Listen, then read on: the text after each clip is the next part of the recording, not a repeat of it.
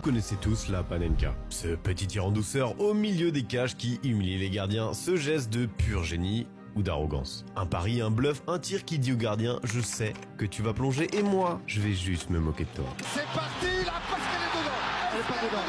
Oui, elle est dedans. Oui, elle est dedans. Oh là là. Vous l'avez vu chez Zidane, Pirlo, Messi, Ramos, tous les grands y sont passés, mais est-ce que vous connaissez Panenka? Pas le geste, le joueur, le gars, le type qui un jour s'est dit « Et si je faisais ça lors du penalty le plus important de ma carrière ?» C'est pas juste un style, c'est une signature et comme toutes les signatures, elle a une histoire. Si la Panenka est devenue aussi populaire, c'est parce qu'il l'a sorti à un moment complètement fou, un moment gravé dans l'histoire. Et quand tu sais que tout a commencé par un pari pour une bière ou une tablette de chocolat, tu te dis que ce geste est allé beaucoup plus loin que prévu. Laisse-moi te parler de Antonin Panenka. Antonin Panenka est né le 2 décembre 1948 à Prague et c'est un footballeur international tchèque en 1976. L'Euro ou le championnat d'Europe de football existe depuis. Son titre et favoris sont l'Allemagne de l'Ouest. Ils accèdent tranquillement à la finale contre la Tchécoslovaquie de Panenka. Le match est dingue. 8e minute, ouverture du score inattendu des Tchèques. Ils doublent la mise à la 25e. Ils sont en train de le faire, de se défaire des favoris allemands. Mais ces derniers à genoux recollent au score 3 minutes plus tard, 2-1, mais ils n'arrivent pas à égaliser. Du moins jusqu'à la dernière minute du match, 89e. Les champions en titre, sur la dernière action, marquent un but inespéré sur un corner. Prolongation.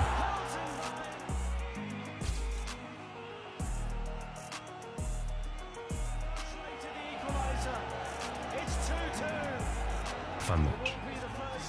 Et à cette époque-là, si à l'issue de la prolongation, aucune des deux équipes n'a gagné, le match est rejoué 48 heures plus tard. Sauf cette fois-ci. Exceptionnellement, comme les deux équipes ont gagné leur demi-finale déjà en prolongation, elles sont cramées physiquement.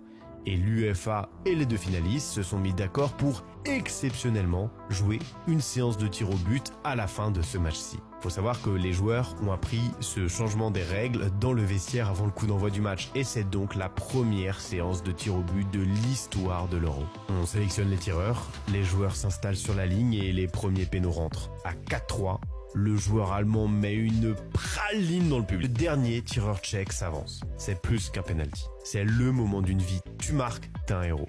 Tu rates, c'est une catastrophe. Et Panenka le sait. Il s'avance, il pose le ballon.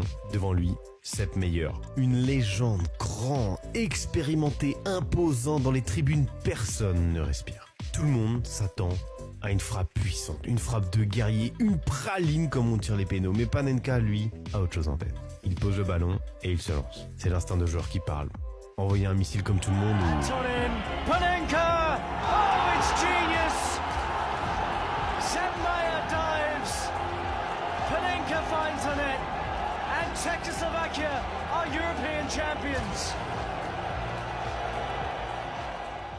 Quand Sepp Maier voit ce petit ballon flottant qui rebondit presque au ralenti en plein milieu des cages, il est déjà trop tard. Lui est déjà au sol, il a plongé à gauche comme tout gardien qui veut arrêter un penalty en fait. Parce que tout le monde frappe fort, tout le monde essaye d'envoyer un parpaing inarrêtable. Mais pas Panenka. Lui a choisi autre chose, le calme, le contre-pied absolu.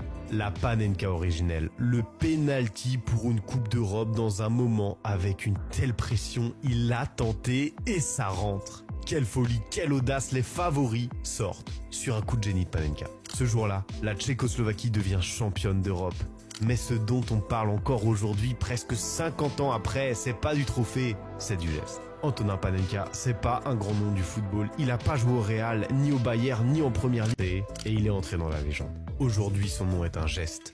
Un mot qui traverse les générations, un outil de provocation qui n'a absolument pas vieilli. Car la Panenka, c'est un coup de bluff au poker. Si ça passe, t'es un roi. Si ça rate, bon, tu te caches derrière tes lunettes.